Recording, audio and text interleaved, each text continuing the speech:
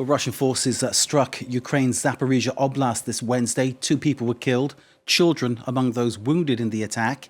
The area hit's been described as a recreational centre. 9 single-storey holiday cabins were damaged. Let's bring in James Wasserstrom, an independent warzone anti-corruption expert, for more on the situation in Ukraine. James has worked exposing corruption for the UN in Kosovo and Afghanistan. And of course, James joins us as the appointment of Oleksandr Tsyvinsky to the ESBU has been confirmed. James, thanks for being with us here on France 24. Why is this appointment of Oleksandr Tsyvinsky so important? It's very important because in the event that there's a settlement at some point, which we hope will take place, there'll be a massive flow of funds, tens of billions of dollars into Ukraine.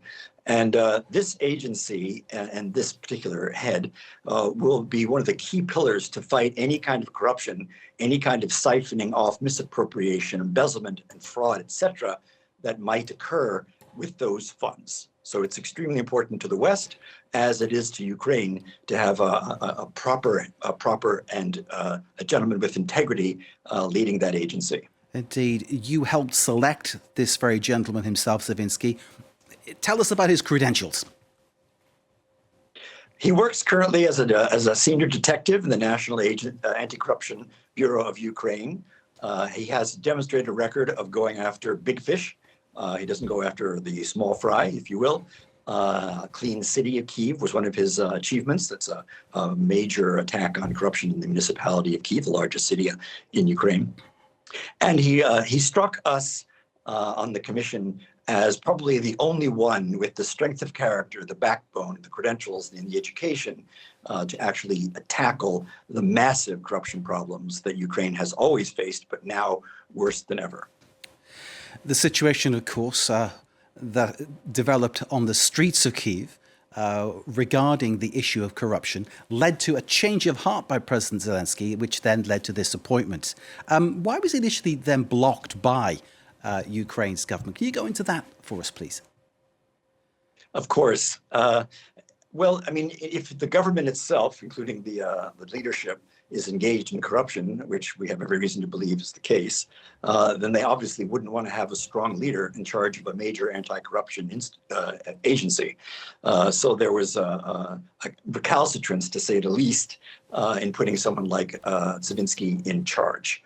And let me add that the civil society, the civic mobilization that got so much attention was a wonderful feature. It's something that Ukraine has in abundance as and when the occasion arises. But there was also an enormous effort made for the first time that I know of, having done this kind of work for 20 years, by the international community to actually force this on a very reluctant president and prime minister. Indeed. Is there an implication in what you're saying that President Zelensky himself is corrupt? I can't say that because I don't know that for a fact, but certainly it is widely alleged in Kyiv, in Ukraine, among Ukrainians, as well as international community, that his administration, his government is involved very seriously in corruption. Okay, so an issue there which really needs clarifying and needs cleaning up, and this is a step towards that. And this is an important thing that would lead and be part of course, any EU membership bid that Ukraine would make. Absolutely true.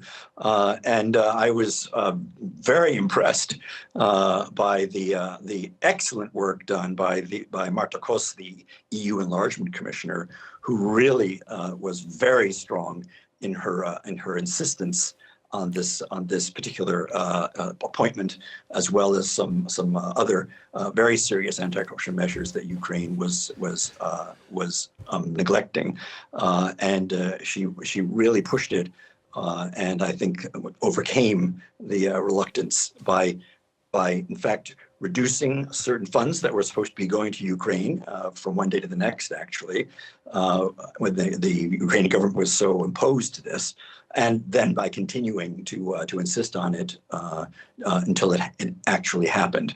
Other agencies, the IMF and others, also stood their ground here because there's a great deal at stake financially, politically, etc., and trust in the government of President Zelensky to actually carry out reconstruction and protect the private sector, which is also going to be a leader with foreign direct investment in whatever reconstruction happens in Ukraine in due course. Indeed, that reconstruction, of course, in many cases underway, but still the destruction campaign by Russia continues.